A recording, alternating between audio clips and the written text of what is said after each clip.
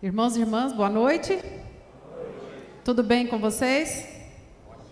Que bom. Vamos estudar então? Muito bem. O nosso tema da noite cabe bem nesses tempos em que vivemos. Bem-aventurados os aflitos, porque eles serão consolados. Antes de falar sobre o tema, eu vou mostrar no finalzinho, mas eu preciso contar a vocês uma novidade. Não sei se Emílio, meu esposo, já havia falado com vocês a respeito do livro O Tratado dos Evangelhos, quase 800 páginas de análise, né, de explicações, e ele discorre sobre cada detalhe da vida de Jesus. Pois bem, a obra ficou pronta. No finalzinho eu vou mostrar para vocês.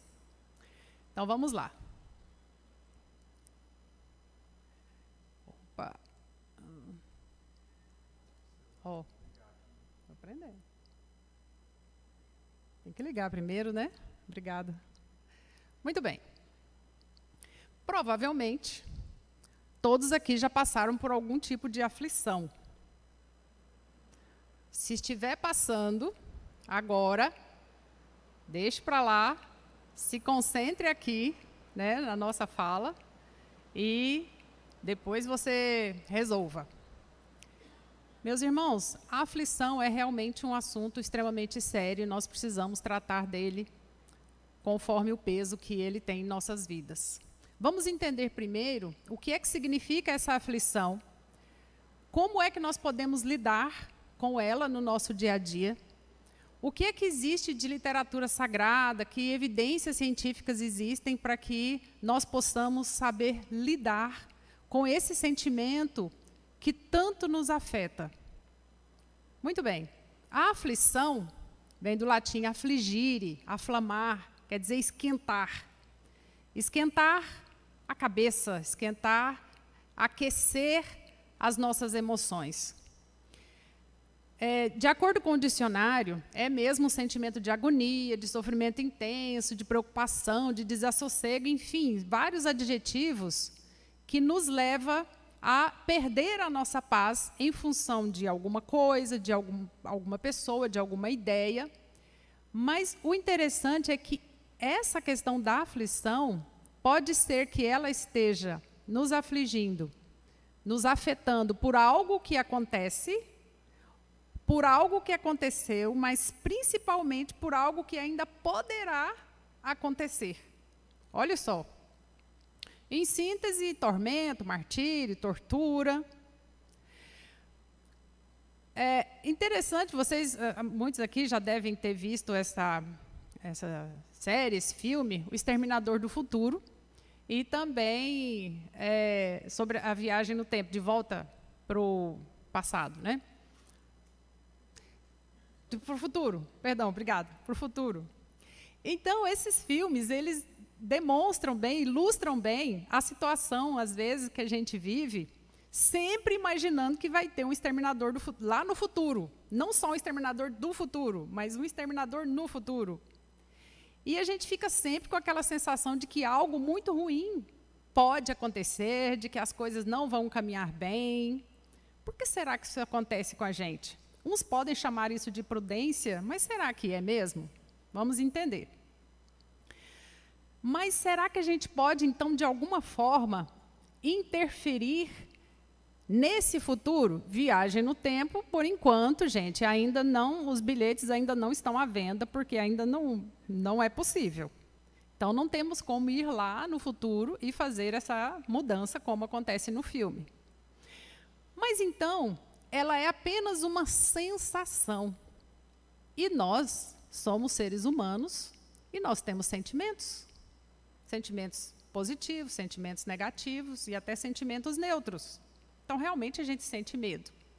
Então, essa sensação de que algo não está certo ou de que alguma coisa errada possa acontecer é fruto de uma palavra que nós falamos muito aqui: ignorância.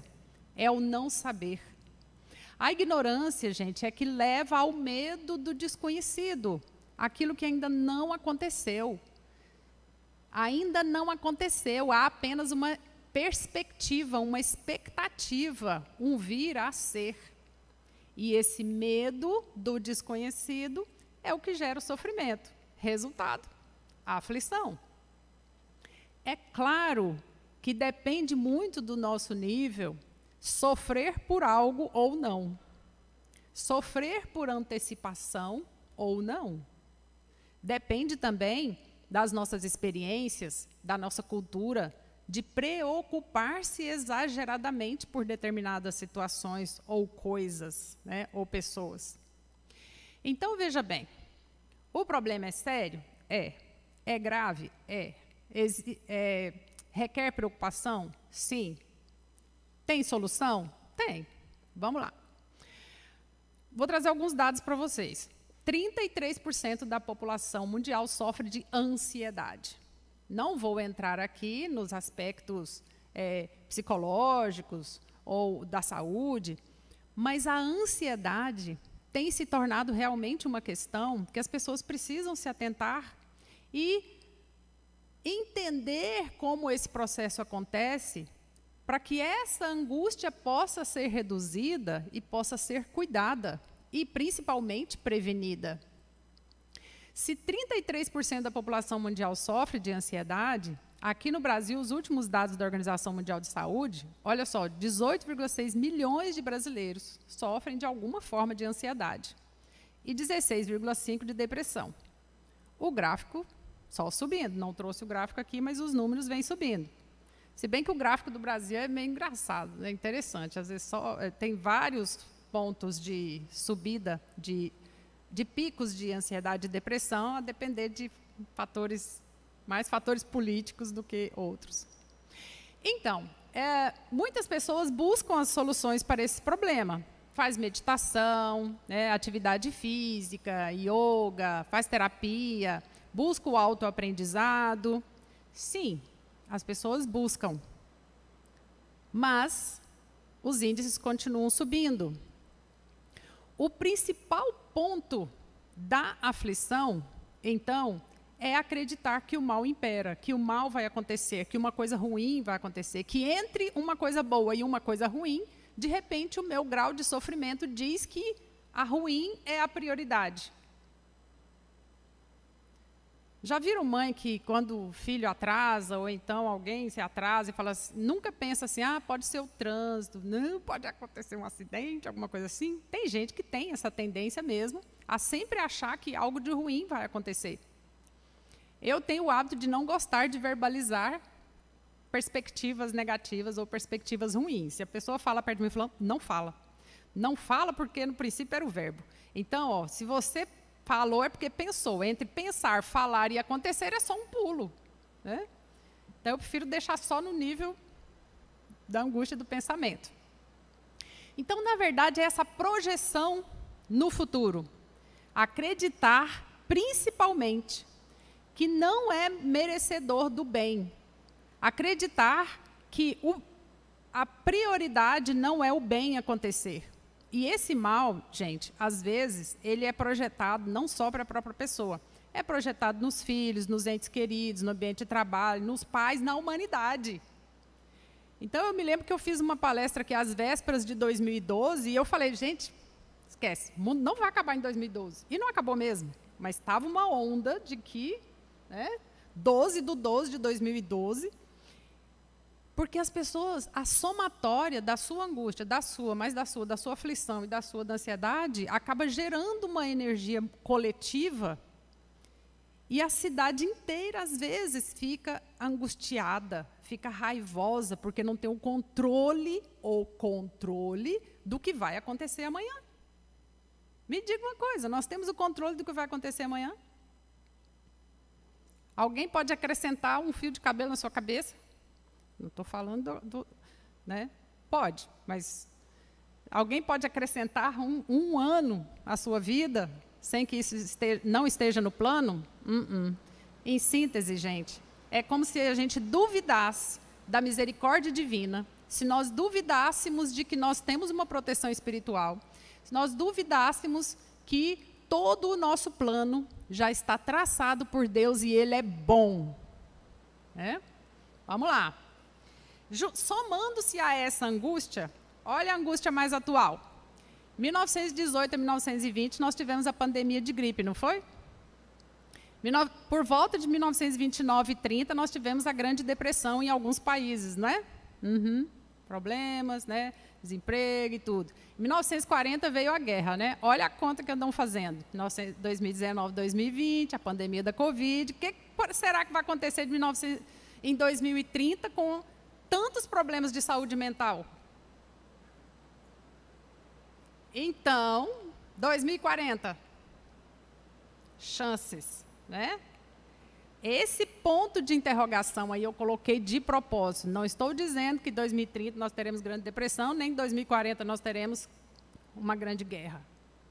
O que eu estou dizendo é que cabe a nós construir, prevenir essa aflição, prevenir essa ansiedade, prevenir essa angústia, pensar de forma positiva, otimista, alegre, para cima, confiante, para que algo não venha acontecer, né? Então, há que se perguntar, por que uns sofrem mais do que os outros? Por que tanta aflição nos relacionamentos, né? Uns vivem infelizes, outros são abençoados. Aflição financeira, uns estão sempre carentes, outros vivem sempre na opulência. E a aflição física, alguns estão sempre doentes e outros são como rochas. Aconteça o que acontecer, estão lá firmes. Por que será que essas coisas acontecem? Tem resposta. Vamos lá. Essas situações, elas acontecem, mas há soluções para elas. Essas desigualdades todas já são explicadas porque depende do nível evolutivo. Mas mesmo aqui, nós, nesse planeta de provas e expiações, onde nós temos que não só aprender, mas também colocar em prática aquilo que nós aprendemos, há muitas situações que nós podemos já tomar providências. Olha só, primeiro passo, identifique o que te gera aflição. O que te gera aflição? O que te deixa aflito? Tem gente que até lixar a unha perto já dá aflição. Essa é a aflição mínima, né? Mas, às vezes, se você identifica o que exatamente te causa aflição e você consegue mudar ou ressignificar, você consegue conviver bem com aquela situação, né? Agora, às vezes, na maioria das vezes, nós mesmos causamos essa aflição em nós. Então, não confunda excesso de informações e indisciplina com doença. Às vezes, a nossa mente está cheia de tantas informações, que a gente fica, é o celular, é o WhatsApp, é Instagram, é computador, é o telefone, são tantas coisas na nossa cabeça, que se a gente não parar para organizar e não tiver disciplina de horário, nós vamos ficar aflitos. Culpa de quem? Culpa de quem? Não vamos trabalhar com a culpa, né? Mas, qual é a causa? A nossa indisciplina de horário, que acorda no celular e vai dormir olhando para o celular. E às vezes a gente fala, então eu estou com ansiedade, estou com depressão. Não estou aqui querendo levar para o lado da medicina, da enfermagem, da psicologia. Estou dizendo que nós precisamos entender quais são esses processos que estão relacionados aos nossos pensamentos, às nossas palavras, às nossas ações e às nossas reações. Vou pegar só um exemplo ali da ansiedade, a irritabilidade. Irritabilidade em casa, irritabilidade no trânsito, irritabilidade no trabalho, irritabilidade consigo mesmo e até irritabilidade com Deus. A irritabilidade, ela tem sido tão comum que a gente observa assim as pessoas se irritando e se exagerando essa irritabilidade por pouca coisa. Uma intolerância no trânsito. Não há necessidade disso, gente. Em relação ali à depressão, a mesma coisa. A irritabilidade, a impaciência. E essa impaciência vem da gente querer a perfeição para tudo, de querer não sentir dor nenhuma, né? E tem também a boa aflição. a aflição de quem reconhece o próprio erro. Bom, então, como eu disse, nós somos seres sensíveis, nós sentimos medo, é natural, é se proteger. Nós sentimos, às vezes, uma irritabilidade mesmo, uma irritação com alguma coisa que está errada, mas sentir irritação, ir lá e resolver é diferente de apagar um incêndio com gasolina, piorar, transferir essa responsabilidade, essa irritabilidade para outras pessoas. É aquele desenho, né? É o marido que irrita a mulher o menino o cachorro, e o cachorro morde. É um ciclo, né? E aí eu deixo essa mensagem, olha só, se você está procurando aquela pessoa que vai mudar a sua vida, olhe-se no espelho. É fato que quando você muda o mundo, primeiro você precisa mudar você mesmo. Então comece a se observar. Olha mesmo no espelho, às vezes, com que cara que você fica quando você está irritado, né? Faz mais rugas, viu, gente? Outro fator importante é que o sofrimento pode ser o pagamento do débito ou o prelúdio da cura.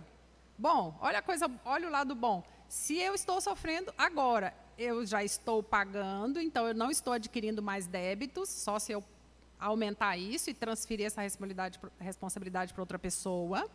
Ou eu posso estar no prelúdio da cura, posso estar curando alguma situação e me tornar saudável espiritualmente de agora em diante. E é tão bom quando a gente vê essa passagem de Eclesiastes, né? Tudo tem seu tempo determinado, há tempo para todo propósito debaixo do céu. Há tempo para tudo. Então, quando a gente percebe que a colheita existe e ela é obrigatória, enquanto o plantio é opcional, a gente começa a pensar bem antes de plantar qualquer coisa, antes de falar qualquer palavra inadequada, antes de ofender um colega, né? Antes de enviar uma mensagem desaforada, né? Antes de fazer qualquer ação, antes de cobrar do outro aquilo que é uma responsabilidade nossa. Então, meus irmãos, há tempo para tudo. Às vezes a gente observa a pessoa, mas, gente, a pessoa está plantando, está fazendo, e não acontece nada. Há tempo para tudo. Tempo de plantar e tempo de colher.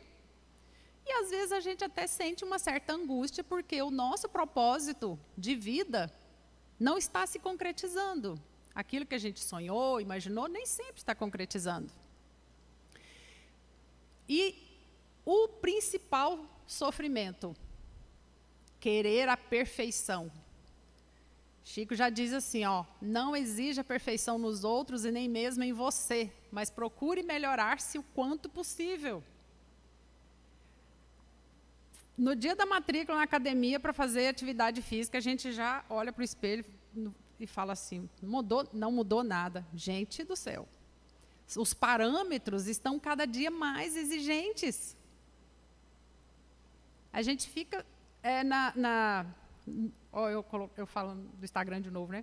Vê lá o outro feliz lá numa viagem, num passeio, numa casa, num carro, falando, né? Eu queria ser assim, eu gostaria de ter isso. Será que nós não estamos com padrões de exigência altos demais, às vezes, para nós? Porque como a mensagem lida no início, devagar, mas sempre devagar. Né? Vamos plantando, vamos semeando, como diz Cora Coralina. Né? E outra dica importante para a gente reduzir um pouco essa aflição, está lá no Evangelho. Conhecereis a verdade e ela vos libertará. Olha só, gente. Quando eu falo de alegrias verdadeiras, alimentos verdadeiros, amizades verdadeiras, eu estou falando de o quanto às vezes nós estamos vivendo de ilusão. Então nós precisamos voltar para a verdade. O que é essa verdade? Alegrias verdadeiras. Será que aquela situação de estar sempre alegre, de mostrar sempre o lado feliz, é uma alegria verdadeira? Ou é algo maquiado? Tudo bem a gente ficar triste às vezes com algumas coisas que acontecem. Tudo bem a gente não ser 100%. Tudo bem a gente não ser nota 10 em tudo. Né? Nota 10 na família, nota 10 no trabalho, né? Ou seja, na vida financeira, na vida familiar. Tudo bem não ser nota 10. Comece com a média 6, um pouco em cada, porque às vezes a gente dá nota 10 em um aspecto e o outro fica no 0, porque a gente está exigindo demais. Tudo bem errar às vezes, vai lá e corrige. Tudo bem não ser perfeito, nós ainda não chegamos lá, vamos devagar. Né? Alimentos verdadeiros, isso afeta o nosso emocional. O que é alimento verdadeiro? Arroz, feijão, alface, certo? Estou falando de alimento de verdade. A gente, às vezes, fica nos alimentos falsos, nos iFoods, no saquinho, né? Vocês sabem do que eu estou falando, né? Alimentos que não são verdadeiros. Se tiver alguma nutri aí, me ajude aí. Nós estamos falando de alimentação real mesmo, as crianças precisam disso. Nosso organismo precisa de energia, de alimentos verdadeiros. E amizades verdadeiras, gente. Olha, use a sequência que Jesus usava. Jesus, quando caminhava e ia pregar, aproximadamente 7.000 escutavam ele. 70 estavam mais próximos. Ele andava com 7, mas só tinha intimidade com 1. 1, 7, 70, 7.000. Não sei se a conta está certa, mas 1, 7, 70, 7.000. Tudo bem você ter milhares de seguidores, mas eles não são seus amigos. Não são sua família. Tá? Dê atenção para a sua família, para os seus amigos verdadeiros. Eu falo para mim, meu esposo, que minha melhor amiga é ele, é meu marido. Né? Que é quem eu converso, que é quem eu troco as ideias e tudo. Aí tem minha mãe, tem meus filhos, tem minhas irmãs, e tudo, aí vai aumentando. Né? Outro item que diminui também os problemas. Fazer a leitura do outro. Gente, saber leitura corporal é sinal de inteligência, sabia? Entender o outro, olhar. Ó, daqui eu vejo a postura de vocês, se vocês estão...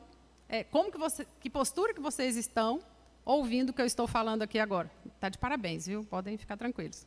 Né? Mas saber a leitura corporal e se expressar corporalmente é importante. Porque, às vezes, a pessoa está passando por um problema, mas o rosto continua o mesmo. Então, não tem como o outro adivinhar. Mulheres, não tem como o marido saber o que você está sentindo por dentro se você não verbalizar. Né? Da mesma forma, mulheres para homens, homens para mulheres. Né? E não verbalize tudo de uma vez, não. Vá devagar, falando com calma. Olha só, fazer a leitura do outro. Diante de uma ameaça de agressão, né? Os índices estão altos também. O que você pergunta? Que isso, amor? O que você está fazendo com essa faca aí? Amor, o que você vai fazer com esse revólver? Um minuto depois, o que acontece? Morre. Ou você corre, ou informa que vai se afastar porque não se sente segura. Às vezes, parece que os homens eles já olham assim, uma situação de perigo, eles já correm ou já atacam, né? As mulheres, às vezes, ficam assim, ok, né? Então, fazer leitura corporal. Perceber que o outro, às vezes, está cansado. Perceber que o outro está aborrecido por uma coisa que não tem nada a ver comigo nesse momento. Deixa lá. Vai se recuperar. E não ficar assim, o que foi? O quê? O quê? O que está acontecendo? O quê? Não, observe e veja se é a hora mesmo, né, de chamar a pessoa. Então, fazer leitura corporal é importante. Saber quando vai ter um assalto, é uma região perigosa. Tem muitas pessoas que são intuitivas e elas já captam isso. Né? Então, vamos lá. Outro fator, identifique as causas reais das torturas. Gente, como dito aqui, na maioria das vezes, os sofrimentos morais e materiais somos nós. Nós que causamos. A gula. Sabia que se você eliminar o vício da gula por atacado, você já elimina vários outros? Porque se você não tem medo de passar fome, né? Se você come pouco na medida certa, se você não tem o medo de passar fome, você já eliminou o medo, né? Já eliminou o desespero, e você não suga também as outras pessoas. É fantástico, né? Orgulho ferido, na maioria das vezes. Às vezes o problema nem é gigantesco, mas você está com orgulho ferido, né? E contra-ataca por causa disso, fica aflito, né? Ai, não me tratou como eu merecia, fulano fez isso comigo. Oh, meu Deus, é a pessoa que está passando por aquele momento, não é comigo. Escreva aqui, ó, não é comigo. A ambição frustrada, porque se compara, porque a grama do vizinho é sempre mais verde, né? A ansiedade da avareza, inveja, ciúme, meu Deus do céu, como é causa de aflição, ciúme.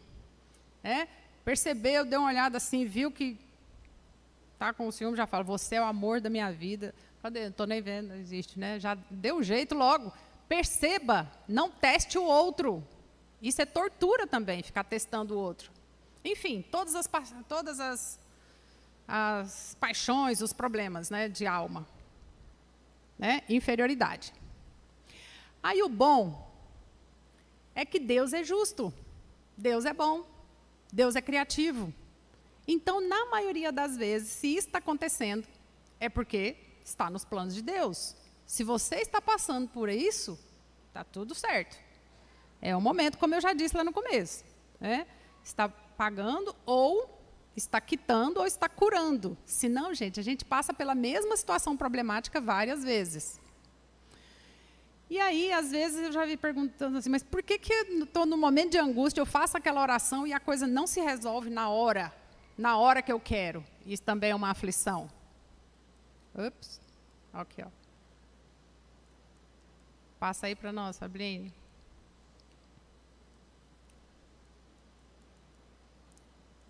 Não passou.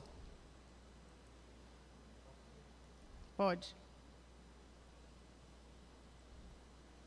Agora passou. Isso, esse. Meu esposo fala que quando eu fico aflita, eu começo a rir. Muito bem. Então, vamos lá. Olha aqui, pessoal. Às vezes, o que é sofrimento para um, não é para o outro que está entendendo. Olha só. Está dando para ver? Ele lá no topo, ó. Reconhecimento. Nossa, seu trabalho é incrível. Você teve sorte de nascer com esse dom. Ninguém nem imagina o esforço, o treino, as críticas, o medo, as noites sem dormir, todo o trabalho que se teve, né, falta de apoio e tudo, até chegar lá no topo. Agora, me diga uma coisa, esses elementos aqui embaixo, eles são sofrimento? Depende da forma como você observa. Não é sofrimento. É processo, é passagem, é instante de construção. Crescer às vezes dói. Então, por isso que às vezes a gente fala assim, olha, eu pedi meu anjo da guarda para me resolver isso aqui e não resolveu, não me atende, Deus não me ouve, eu faço as orações, Deus não atende. Está atendendo. Você precisa passar por esse processo para chegar onde você ainda não está. Não existe privilégio na escala evolutiva. E se a gente resolve o problema da fé no futuro, a gente entende ação e reação. E aí a gente começa a plantar e colhe. Plantar coisas boas e colher coisas boas. Plantar gentileza, colher gentilezas. Né? Então, vamos lá. Sabendo disso, abra sua mente. Já estou finalizando. Frase ou passagem que Jesus nos traz. É a senha. Não resolveu? Vinde a mim, todos vós que estáis aflitos e sobrecarregados, que eu vos aliviarei. Olha lá. Tomai sobre vós o meu jugo e aprendei comigo que sou brando e humilde de coração. Está falando de sentimentos. E achareis repouso para as vossas almas, pois é suave o meu jugo e leve o meu fardo. Está pesado? Oração. Busquem Jesus. Ele disse isso. Aceite as mudanças. As mudanças acontecem o tempo todo. E se essas mudanças necessárias não estão acontecendo, provoca essas mudanças sem reclamar, sem grandes reclamações. Essa foto aí, imagina, ó, lá no... É eu e Emídio. Imagine para colocar Emídio em cima desse camelo, ele que é 100% urbano. Falei, mas vai fazer uma foto em frente... Foi uma aflição para ele no começo? Foi, porque eu nasci em fazenda, né? Ele não, está lá, todo de terno, gravata, no meio do deserto do Egito. Mas por amor, subiu no camelo. Tá vendo? Essa foto é uma declaração de amor, gente. Porque Emídio subir no camelo é muita coisa, né? Então, a gente tem que ver as coisas de forma ampla. E saber da transitoriedade. E saber que as coisas, às vezes, são demoradas mesmo. Nem sempre as coisas se resolvem com a rapidez que a nossa ansiedade quer. Calma. Vai devagar, uma coisa de cada vez. Ninguém dá saltos, a natureza não dá saltos. E diante dessa angústia, dessa ansiedade, dessa aflição, Emmanuel diz que a gente tem que ser como um lago, profundo e sereno. O vento está ali, mas... Porque assim a gente consegue refletir o que o céu tem para nós. A gente consegue enxergar melhor o fundo. E André Luiz diz assim, por mais escura que seja a noite, o sol tornará ao alvorecer. Faça o melhor que você puder agora. Isso é o que o seu nível pode oferecer agora. Vá em paz, com equilíbrio. E em relação aos desequilíbrios sociais, Madre Teresa nos diz assim, olha, a pobreza não foi criada por Deus, por mim, mas foi por mim, por você, quando nós não repartimos, quando nós não praticamos a caridade de forma adequada naquele mundinho, aquele pequeno espaço nosso. Então está aflito, não conseguiu aquilo que você queria, não conseguiu o carro novo, não conseguiu passar naquele concurso. Pense nas pessoas que sofrem mais, né? Joana de Ângeles nos acalenta, né? Mas com quem que você anda? Às vezes você se sente pouco inteligente, mas você anda com pessoas mais inteligentes do que você. Olha que beleza, não é melhor do que você ser o máximo andando com pessoas menos inteligentes que você? Isso é um engano. Então, sempre procure andar com pessoas mais inteligentes, mais saudáveis, mais virtuosas do que você seja o menor. Né? Como João foi o menor no reino dos céus. A fábula aí de João, o pé de feijão, traz muito isso. Né? Ele estava descontente ali, foi atrás dos gigantes. Ficou pequeno, ele era o gigante na casa dele. Né? Ficou pequeno. Retornou com a galinha de ovos de ouro. Que, na verdade, foi a humildade que ele adquiriu e a força para transformar a realidade onde ele estava. Da mesma forma como Simba lá, do Rei Leão. Todo exaltado se achava o máximo. Não deu conta. Teve que ir lá para outro lugar lá da savana para conviver com os iguais do nível dele, para ele crescer. Por quê? A evolução não dá saltos. Então, não se ache, não. Aristóteles nos alerta para evitarmos, então, os desequilíbrios, porque é tudo isso que nos gera essa aflição. Ou é a falta, ou é o excesso, enfim, a eterna luta entre os vícios, entre as virtudes e os vícios.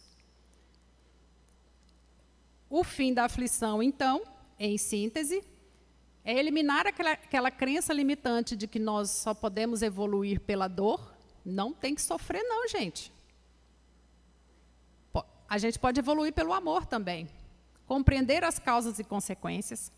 Orar todos os dias, né, de forma individual. Isso aqui é uma oração coletiva, isso nos alimenta a alma. Essa profissão de fé, estar aqui, nos alimenta o espírito. Fazer o culto no lar, o culto cristão no lar é muito importante. Silenciar a mente. Já foi provado cientificamente que quando você está assim, angustiado, se você silenciar a mente, você se recupera mais rápido do que ouvir uma música instrumental. Fazer leitura corporal e de mundo, como já expliquei. Entender os seus sentimentos. Olha, nesse momento eu estou sentindo o quê? O que exatamente? Anote. Veja o que é isso. Vá no dicionário, já fiz isso, é engraçado. Trabalhe no bem. Vá atender aos menos favorecidos. Confie na justiça divina para ter mais tranquilidade no futuro. Faça um estudo constante, leia livros edificantes, tenha conhecimento de si mesmo. E, para finalizar, eu gostaria de uma salva de palmas para todas as mulheres, porque hoje é o dia delas e hoje é o dia nosso.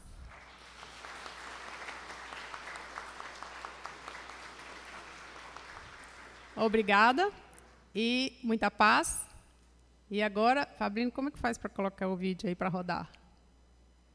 Aqui. Olha só, tem áudio.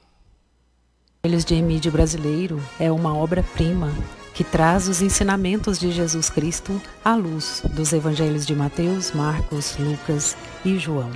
A riqueza de detalhes na análise de cada versículo em quase 800 páginas é um convite ao culto do evangelho no lar. O Tratado dos Evangelhos será capaz de enriquecer nossos dias com uma leitura agradável, sagrada e profunda, além de nos aproximar de Jesus. Mais que isso, nos leva a sentir o amor que Cristo sente por nós. E está disponível nas melhores livrarias. Mas corra, porque é uma edição limitada. Pessoal, esse livro vai estar aqui na livraria, mas para Goiás virão só 150 exemplares. E aí, quem quiser o livro, já deixe reservado lá na livraria, coloque lá o seu nome. E é provável que a gente faça um lançamento, Emídio, né? Faça um lançamento aqui dia 2 de abril. Muita paz, que Jesus nos abençoe.